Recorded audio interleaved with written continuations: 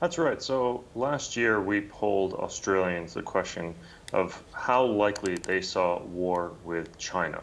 And last year, 58% said it was somewhat to very likely. This year, it's down to 49%.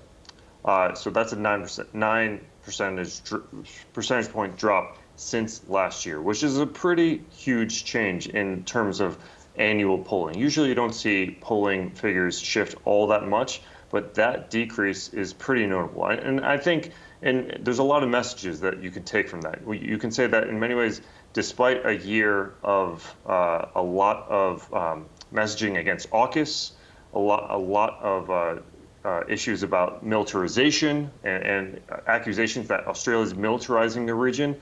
You're seeing now, I think, the Australian public seems to believe that deterrence is working, that those investments in Australia's military capabilities, that it's doubling down of alliances and partnerships with the U.S. and Australia, seems to be decreasing the likelihood of war. Tell us a bit more about what your survey found about what Australians think of AUKUS and nuclear-powered submarines. Yeah, so AUKUS is obviously a pretty a huge issue in Australian sort of common something you talk about every day in Australia these days. It seems like people hear my American accent and they want to talk about Donald Trump. They want to hear about AUKUS, and I think AUKUS is something that's really timely. And our polling is unique in the way that we try to ask about these sort of specific issues. And we asked Australians, do you support AUKUS? Do you think it's a good idea for Australia to have nuclear-powered submarines? And what we found pretty remarkable is not only Australians in favor of it and really support having nuclear-powered submarines, but one thing that I found really interesting is the percentage of Australians who aren't sure. There still is a lot of messaging, in my view, that the Australian government and perhaps the U.S. and UK governments as well could be doing on the value of AUKUS. It is a major, major investment in Australian defense spending. It is a major commitment over many decades in Australian defense spending. And I think that it's important for the government in many ways to be leading on that. And you mentioned also Australians have views on a potential second Trump term. What have they said? Yeah, there's a lot of noise you see in the headlines these days about whether if Trump is elected in his second term, the alliance is over, or somehow America will be putting Australia at risk. We asked Japanese and Australian respondents what they thought of a Trump second term and what they thought of a Biden second term.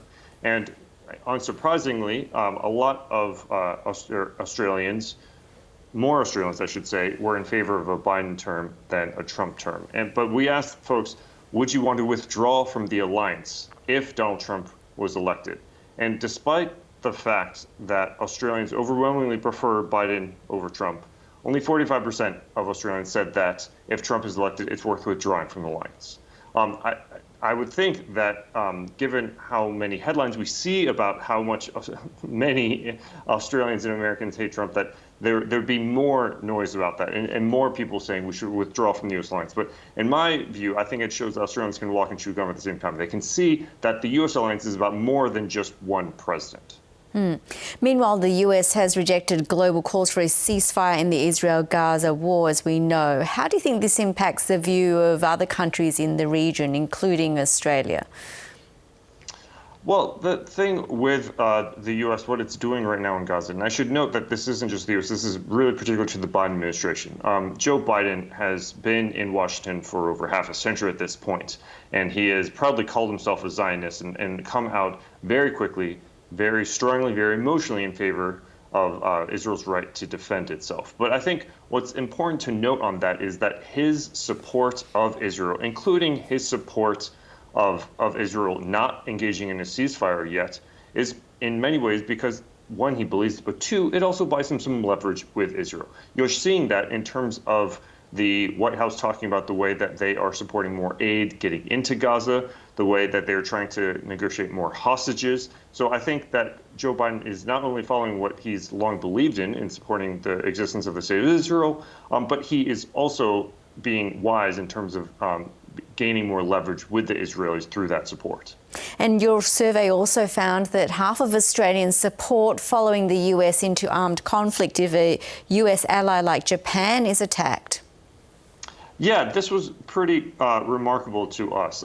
Again, this goes to us wanting to ask about more specific issues. You know, a lot of polls will just ask, do you like this country? Do you not like this country? But we found that half of Australians support following the U.S. into armed conflict if a U.S. ally like Japan is attacked. And that's actually, surprisingly, more than twice the percentage of of Japanese respondents when we asked them, how would you respond if a U.S. ally like Australia was attacked? I mean, we found at the same time last year that 3/4 of Australians would support having a security treaty with Japan. So I think there's a lot of goodwill with Japan, which is, for those who study history, quite a departure from where Australia was only a few generations ago. And when you polled Japanese people, you've found that more than 2/3 of them say that China, being the most influential country in Asia, would be bad for their country. What were the reasons given, and how do other countries in the region feel? Well, it's interesting you talk about the perception of China, because if there's anything that I've noticed in polling over the last few years is the way that perceptions of China amongst U.S. allies have really coalesced into being more similar than not. So you're looking at Japan, the U.S., and Australia. Many ways are within 5 to 10 percentage points in terms of their perception of China, often. So what we saw in that, we asked, asking about strategic competition, asking about U.S.-China tensions. How does this end? What do you want? What do you want to have happen?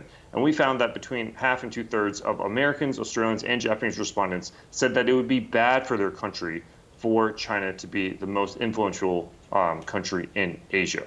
And again, I think the challenge right now is that as much as we are seeing the U.S., Australia, and Japan really coalescing around similar viewpoints of China and really articulating the problem, the problem with China, their challenges with China, the next step is what to do about it. And that's a challenge that we're seeing with the government's address with AUKUS and with more forced posture agreements. And that's something that is an ongoing challenge that we're going to see a lot more from these three governments in particular. Jared Mondschein, some interesting results there from your poll. Thanks so much for sharing them with us. Thanks for having me.